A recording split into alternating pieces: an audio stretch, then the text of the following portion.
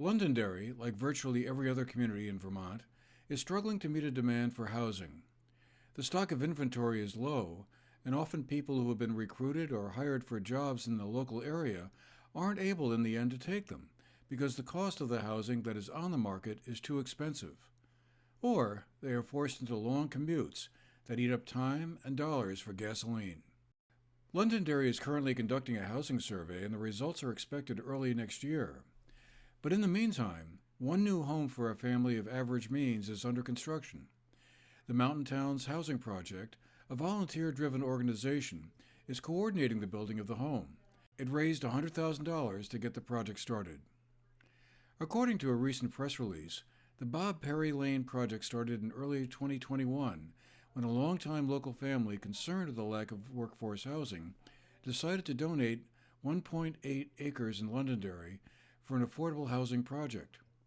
The donors' hope was to build a house on the property to make one family's dream of home ownership a reality. Later in 2021, a group of interested Mountain Town residents organized the Mountain Towns Housing Project Steering Committee with the goal of bringing this dream to a reality. The steering committee consists of volunteers from a variety of towns, including Weston, Londonderry, South Londonderry, Andover, Windham, and Ludlow. The group has also been working with the Windham and Windsor Housing Trust, an affordable housing nonprofit developer serving Windham and Windsor counties. At the Second Congregational Church in Londonderry, we met up with Paul Alcorn, the chair of the Mountain Towns Housing Project, and Cynthia Gubb, another member of the committee, to hear more about what's been going on.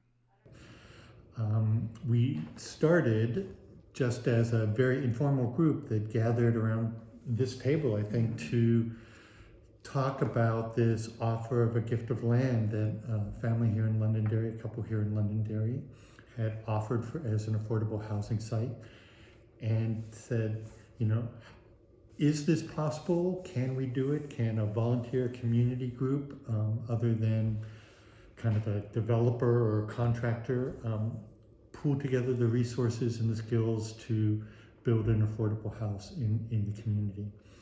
And those conversations started about a year ago and kind of quickly got to the point where we said, yes, we're going to kind of take the plunge and move ahead and do this. So. And the family were inspired. They belong to this church, the Second Congregational Church, where this interview is taking place. And they were in the congregation one day when they had a guest speaker from Habitat for Humanity. And they went home that night and they said, well, that's a really inspiring model. Is that something that we could do? So this is a born and bred Vermont family. Their resources are in land, not in money. And they came to Lori and asked, is it possible we could donate this land to the church and have an affordable house built on it for a family of modest means? So that's how it all got started. Yep, they were inspired, I think, largely by Habitat's model as a hand out rather than a hand up, or is that? A hand up instead rather of than a hand out, but to say, that the community can really rally around and support others in the community, so that people are able to kind of take that next step and have a home and be a viable member, of the communities in which we live. And, for me, what's inspiring is not just the generosity, but that's a model of community that has largely been lost in our current culture, that communities can step up and rally together and do a project like this and say, we all have some part and some responsibility to making our communities, stronger and more inclusive and, a place for all. And especially in our resort communities, we all live in mountainous areas that have ski resorts, and the competition for real estate is intense. Right. So anything that's even halfway modest can be snapped up quickly. So a young family trying to get into the housing market really doesn't have a chance.